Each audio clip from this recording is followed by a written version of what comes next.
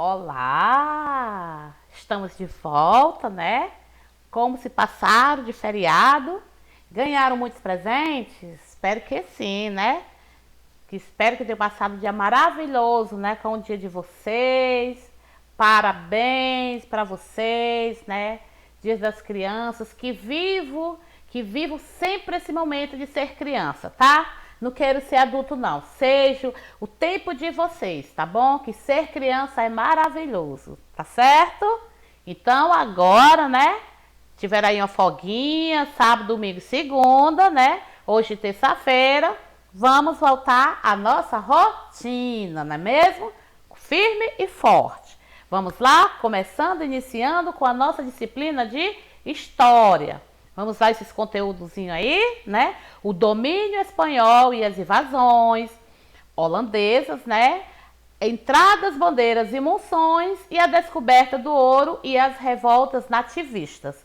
É um resumo, gente, tá? Não é aquela porção de texto que tem no livro, não. A tia fez um resumo para que vocês possam responder o TD, tá bom? Não tem nada, vixe, isso tudo é não, tá bom? Quer ver? Ó, vamos lá junto com a tia, tá? Juntos, vamos lá, firme e forte. O domínio espanhol e as invasões holandesas.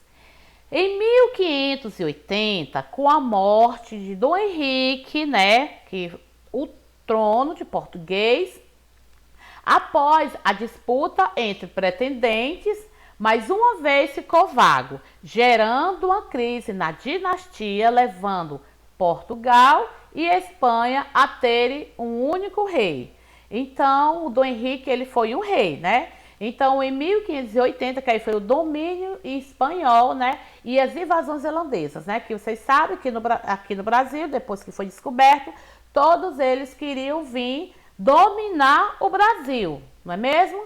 Que para explorar somente, né? Como até hoje. Então, em 1580, né? Com a morte de Dom Henrique, o trono de português, após a disputa entre os pretendentes, mais uma vez ficou vago, né? Então ele morreu e havia muitos pretendentes disputando para o poder, né? Aí ficou vago sem ninguém, gerando uma crise, né, na dinastia, levando português e Espanha a terem um único rei, né? Que Portugal e Espanha, eu lembro que estavam dominando o Brasil, que aconteceu até o Tratado de Tordesilhas, né? Portugal e Espanha, nem Portugal passar para as terras da Espanha, nem Espanha passar para a terra de Portugal.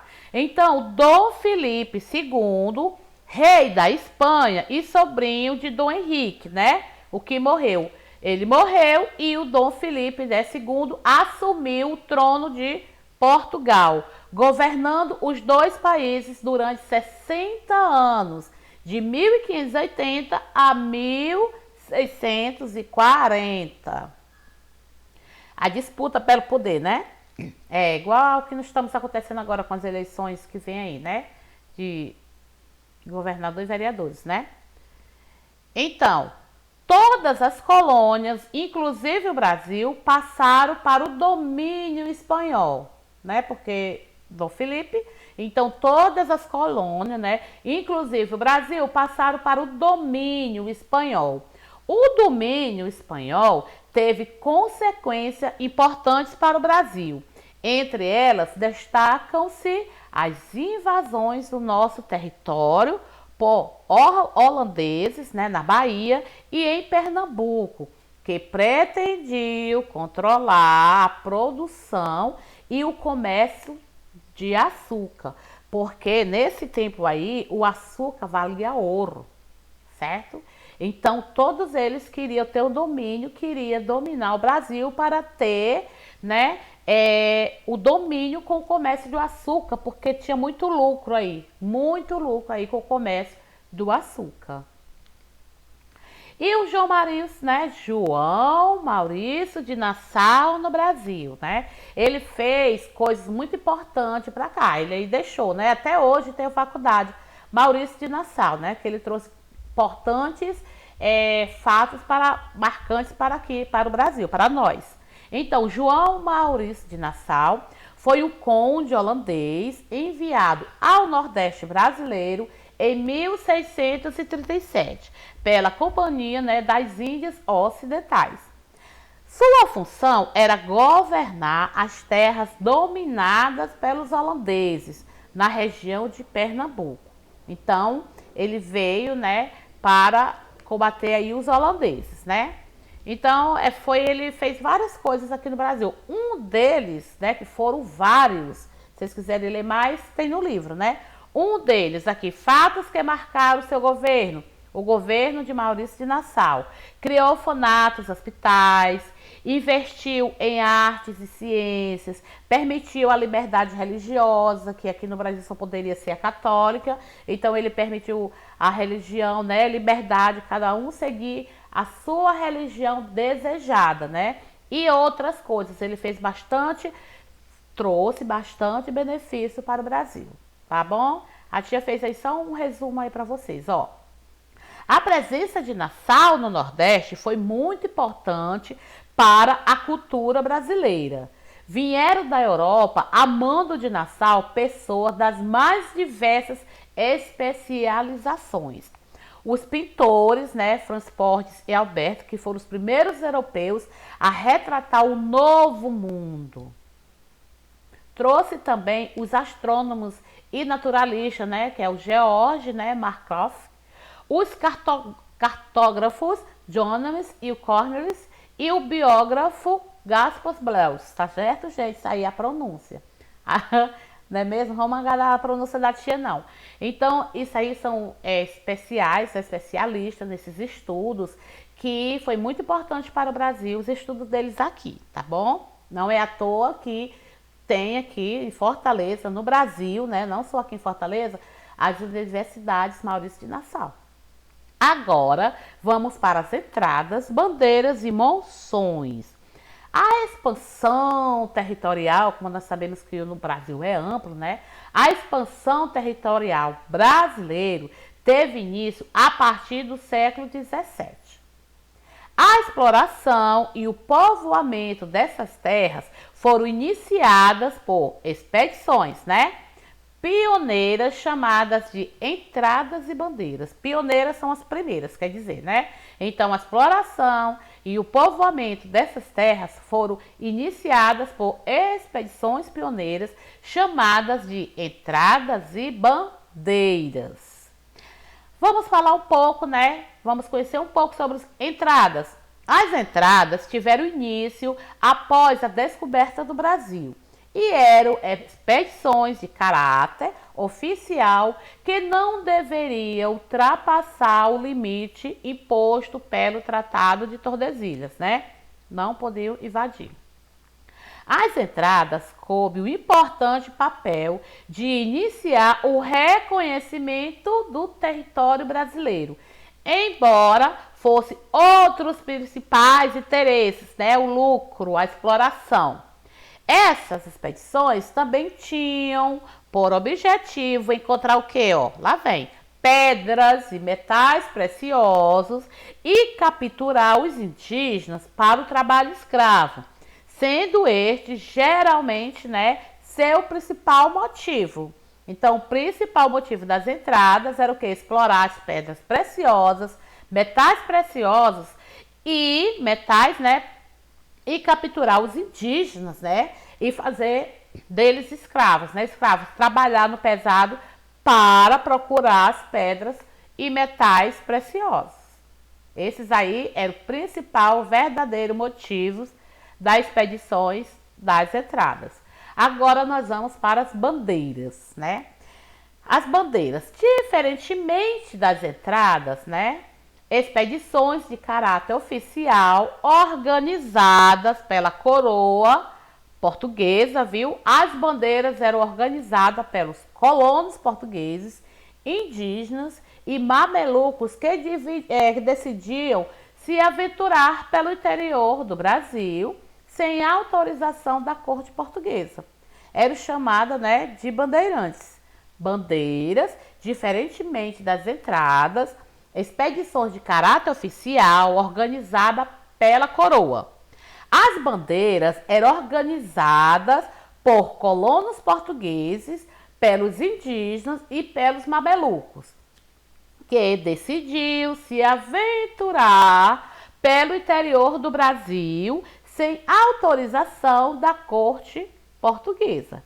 E quem participava, né, dessa organização aí eram os chamados de bandeirantes, né? Os portugueses indígenas, os mamelucos, os colonos. Aí já está dizendo o nome bandeiras e eles eram chamados de bandeirantes. Agora as monções. As monções foram bandeirantes paulistas que se deslocavam pelos rios a fim de abastecer de alimentos, instrumentos de trabalho, pólvoras e armas, os que dedicavam à procura de minérios, né? Como nós estamos vendo, gente, todos eles vinham à procura de minérios, né? De ouros, de metais preciosos, né? Esmeraldas e tudo isso. Então, Monções não é diferente das outras. Foram os bandeirantes paulistas que se deslocavam pelos rios, né? Que nos rios tem, a fim de abastecer de alimentos, instrumentos de trabalhos, pólvoras e armas, os que se dedicavam à procura de minério, né? Essas pólvoras aí era para destruir as correntezas de rios para que a visualização das pedras preciosas fosse maior, né? Mas existência assim, ó, explodiu, aí lá estavam as pedrinhas, esmeralda, gente, até esmeralda tinha. A descoberta, vamos agora para a descoberta do ouro e as revoltas nativas. Isso tudo, revolta, guerra, isso tudo por causa da exploração. O nosso país, gente, o Brasil, é riquíssimo em tudo, né? Em frutas, em cereais, tudo que nessa terra plantar, tudo dá, tudo floresce, né? Então, até ouro, né?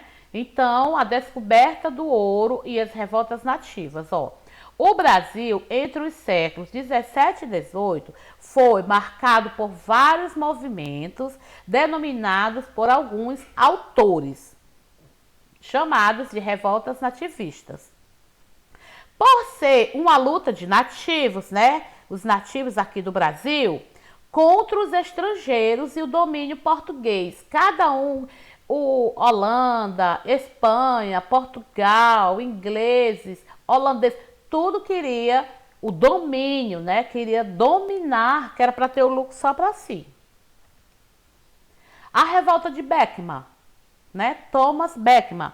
A revolta de Beckman foi uma rebelião de comerciantes nordestinos contra a Companhia do Comércio do Estado do Maranhão, criada pela coroa portuguesa, para estimular o desenvolvimento econômico da região. Tudo econômico. Ó, essa revolta foi uma rebelião, vocês sabem que é rebelião, né? De comerciantes nordestinos, né? Contra essa companhia aí do comércio do Estado do Maranhão, né? Criada pela coroa portuguesa para estimular o desenvolvimento econômico da região. O governo português mandou uma frota que prendeu os principais participantes da rebelião e ainda enforcou, né, Thomas Beckman, que ele foi morto, né, enforcado. Já está dizendo aí que ele queria dominar, né, chegou aqui para dominar a região Nordeste, tudo para ter o desenvolvimento econômico, né, lucrar. A Guerra dos Emboabas, olha aí mais outra. Isso tudo aqui no Brasil, viu? A Guerra dos Emboabas. Os bandeirantes paulistas, acostumados a andar e minerar aquelas terras, chamavam-se os recém-chegados de Emboabas, que em língua indígena significa forasteiro. Então, esses Emboabas, que aconteceu essa guerra, né? Esses Emboabas aí, como os paulistas já estavam aqui, já era nativista daqui, quando chegava gente nova para a exploração, né? Eles colocavam o nome de Emboabas, né? E que na língua indígena significa forasteiro. Gente de fora, né? Até hoje a gente chama também. Gente de fora, forasteiro, né? Ela tá dizendo forasteiro.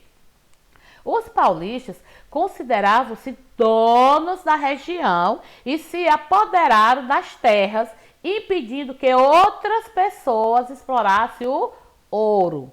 ocasionou violentos conflitos entre paulistas e emboabas, né? Os paulistas se sentiam donos daquela terra. E quem chegasse, já sabe, né? Guerra. Tá aí outra, Guerra dos Mascates. Chamou-se Guerra dos Mascates o conflito ocorrido em 1710 entre os senhores de terras, né, engenhos de Olindas e os ricos comerciantes. Em geral, portugueses que moravam no Recife, que eram chamados de mascates. Então, Guerra dos Mascates. Chamou-se de Guerra dos Mascates o conflito ocorrido em 1710 entre senhores de terras, né, de terras e senhores de engenhos, de Olindas e ricos comerciantes, né? Cada um queria ter o domínio. Em geral, os portugueses que moravam no Recife, que queriam, né, que eram chamados de mascates, aquelas pessoas que vendiam, né, comerciantes. Então, vamos agora para a revolta de Felipe dos Santos, ou revolta de Vila Rica, né?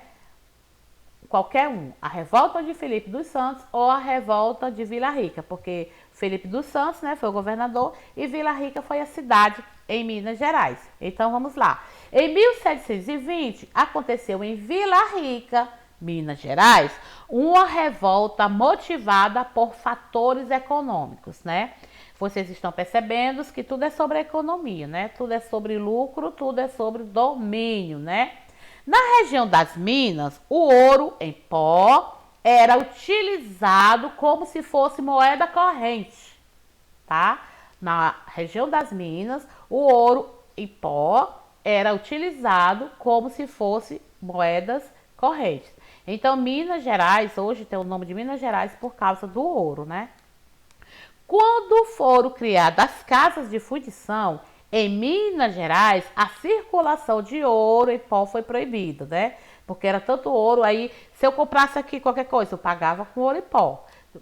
Ouro em pó. Então, foi proibida aí quando foi criada as casas de fundição em Minas Gerais, né? Aí a circulação de ouro em pó era direto, né? Todo mundo ali, e foi proibida.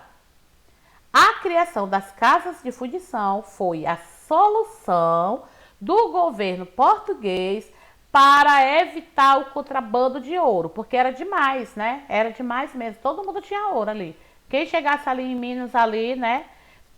Era ouro, metal, esmeralda, diamantes, tudo isso em Minas Gerais. Até por isso que tem esse nomezinho Minas Gerais. Então, o que nós acabamos de estudarmos juntos, vocês vão responder o TD bem direitinho, tá? Beijos e até logo. Tchau!